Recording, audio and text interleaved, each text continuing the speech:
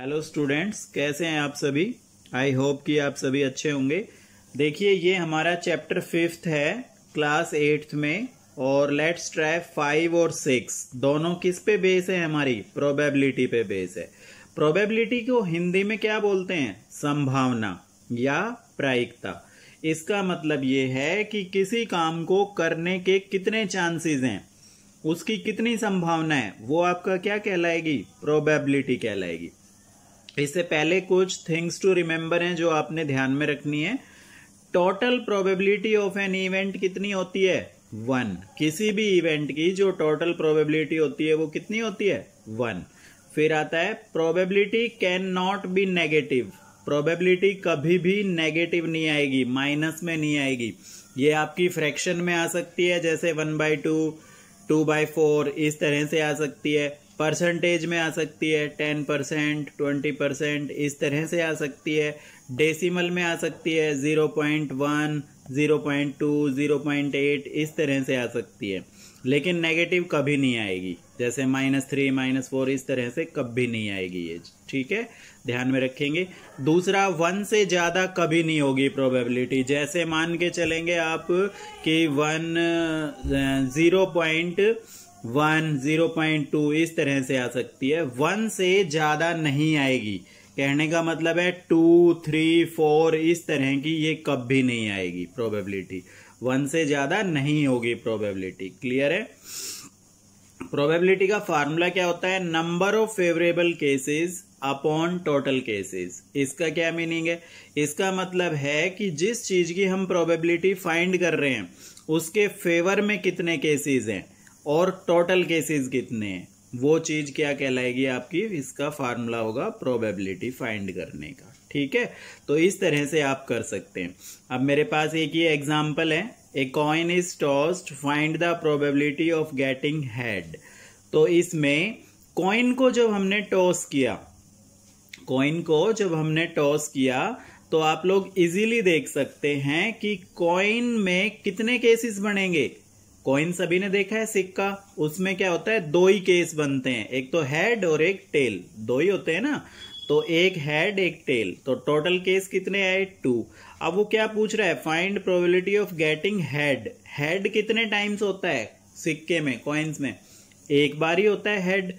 तो इसके फेवर में कितने केस आए? 1 हेड के फेवर में। और टोटल कितने हो गए? 2। दैट मीन्स प्रोबेबिलिटी कितनी आ गई? Number of favourable cases upon total cases, 1/2। ये इसका आंसर आ जाएगा। क्लियर हुआ ये? तो इस तरह से ये प्रोबेबिलिटी आपने फाइंड आउट करनी होती है। ठीक है, आंसर आ गया क्वेश्चन का। तो इस तरह के क्वेश्चंस आपको प्रोबेबिलिटी में देखने को मिलेंगे। ठीक है, अब कुछ और इंपॉर्टेंट चीजें हैं, वो भी मैं आपको क्लियर कराता हूं। हाँ, अब कुछ कार्ड से रिलेटेड क्वेश्चंस आते हैं। कार्ड्स के क्वेश्चनों में सभी बच्चों की तकरीबन प्रॉब्लम रहती है कि उन्हें पता ही नहीं होता कितने कार्ड्स होते हैं, कैसे क्या होता है, किस कलर के होते हैं, कितने कार्ड किस कलर के होंगे। तो यहाँ पे आपको डिफाइन कर रहा हूं मैं अच्छे से।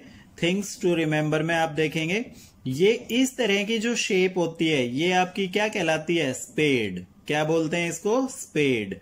और स्पेड को हिंदी में क्या बोला जाता है? हुकुम। ठीक है, क्या बोलते हैं? हुकुम। फिर आता है नेक्स्ट, ये ऐसी शेप, ये इस शेप को क्या बोलेंगे? हार्ट। क्या बोलेंगे? हार्ट। फिर नेक्स्ट आता है ये शेप, ये आपकी कहलाती है डायमंड। ठीक है, डायमंड को ईंट बोला जाता है। ठीक है, ईंट बोलते हैं हिंदी में।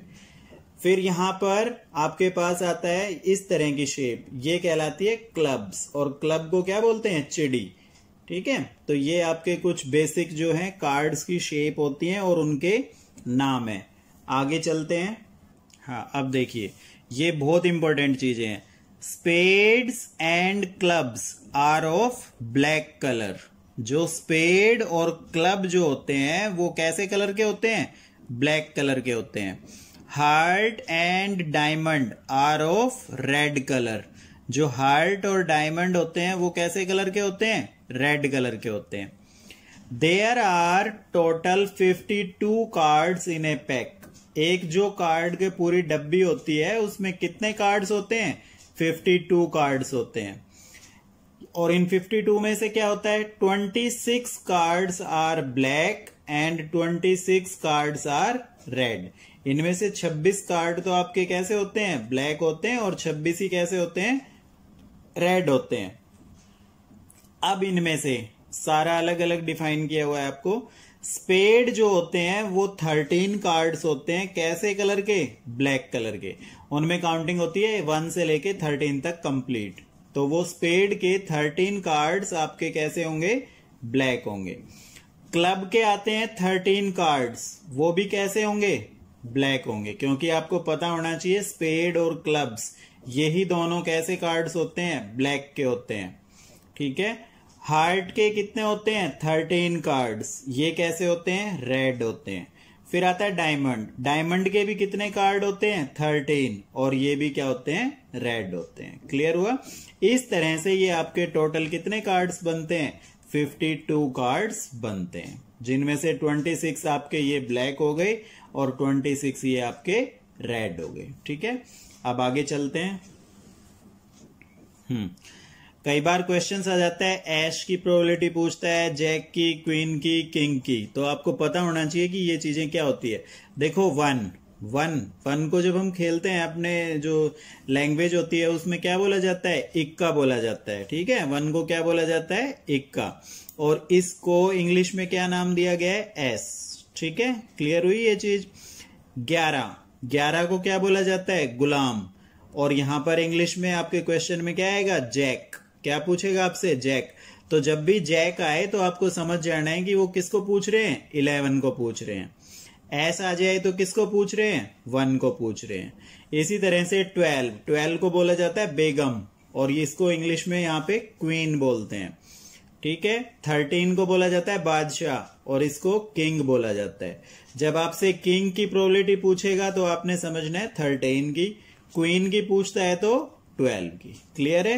ये सारी चीजें आपको अच्छे से पता होनी चाहिए। इसके बाद फिर कुछ है इंपॉर्टेंट चीजें नीचे।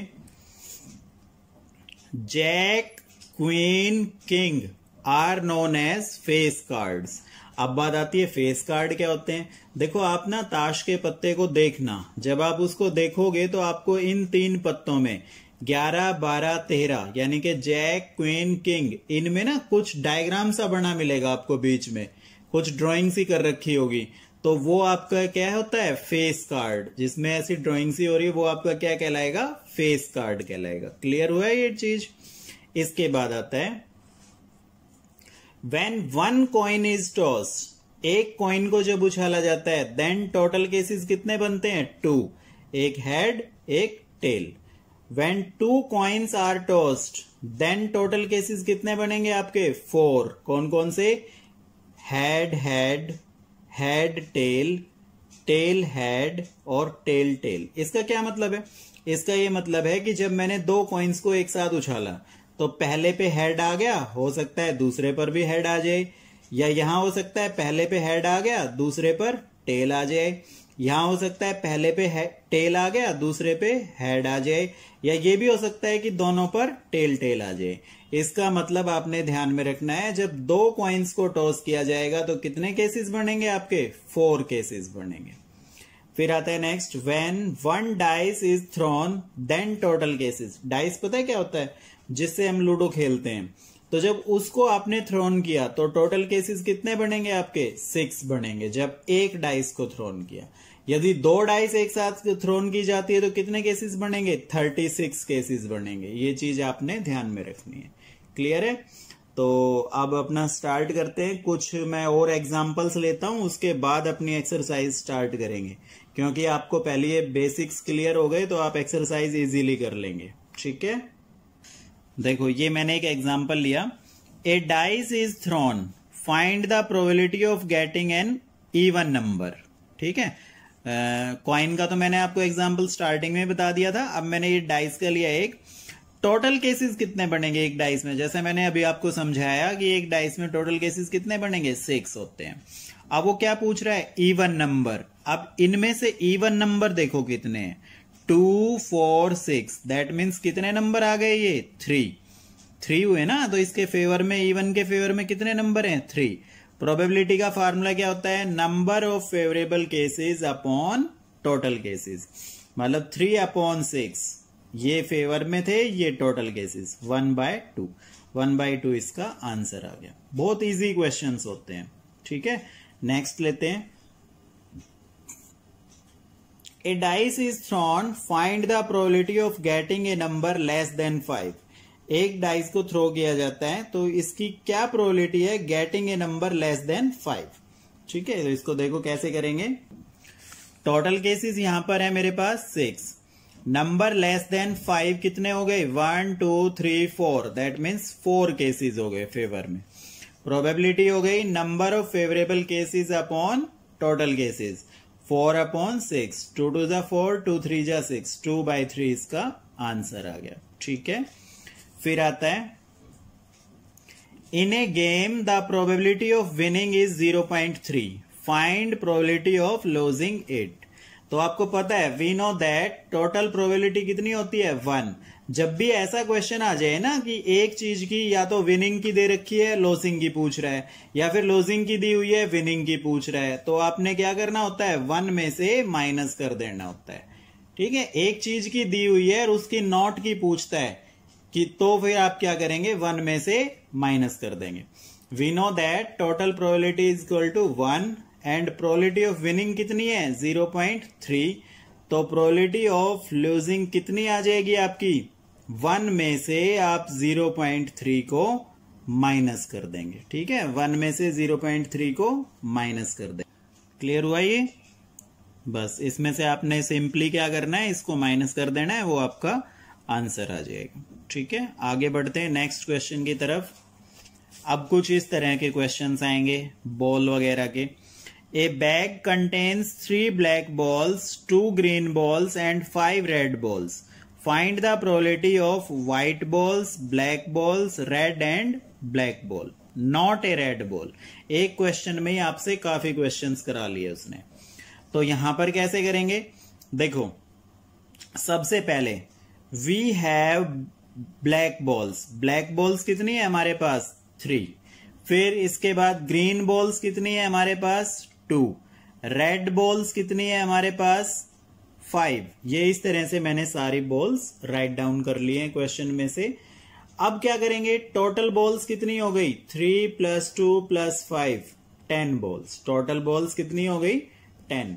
अब वो प्रोबेबिलिटी किस चीज की पूछ रहा है, पहले व्हाइट बॉल्स। तो आपको नजर आ रही है इनमें व्हाइट बॉल है कहीं, नहीं है, तो व्हाइट बॉल्स कितनी है मेरे पास 0। तो प्रोबेबिलिटी भी कितनी आ गई 0/10, दैट मीन्स 0 आ गई।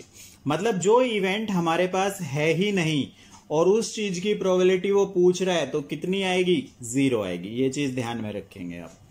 फिर है ब्लैक बॉल्स। ब्लैक बॉल कितनी है मेरे पास 3, तो इसकी प्रोबेबिलिटी कितनी आ गई 3/10, ठीक है। नेक्स्ट आगे चलते हैं, red and black ball. Red and black ball देखो, रेड कितनी थी 5 एंड ब्लैक कितनी थी 3, तो दोनों को ऐड करेंगे 5 + 3 = 8। तो प्रोबेबिलिटी कितनी आई 8/10, 2 4 = 8, 2 5 = 10, 4/5 इसका आंसर आया। फिर आता है नॉट ए रेड बॉल। अब देखो नॉट ए रेड बॉल मतलब रेड बॉल नहीं होनी चाहिए, तो रेड बॉल को छोड़कर बाकी जो 2 बॉल्स आपके पास बची, ग्रीन और ब्लैक, उन दोनों को ऐड कर लो। 3 + 2 5, probability equal to 5/10, that means 1/2। ये इसका आंसर आ जाएगा। क्लियर हुई ये चीज? जिस बॉल को कह रहा है नॉट ए रेड बॉल, तो इसका मतलब रेड को छोड़ दो, बाकी जो 2 बॉल्स बची उनको आपने ऐड करना है। दोनों कलर्स की जो बॉल बची है उनको ऐड करके आपने लिखना है और फिर उसको टोटल अपॉन कर देना है, ठीक है। तो ये कुछ बेसिक्स थे जो एक्सरसाइज स्टार्ट करने से पहले कुछ इंपॉर्टेंट चीजें और कुछ एग्जाम्पल्स मुझे आपको कराने थे, वो मैंने आपको करा दिए। पहले आप इनको राइट डाउन करेंगे अपनी नोटबुक में, एक्सरसाइज बाद में करेंगे हम, ठीक है। ओके।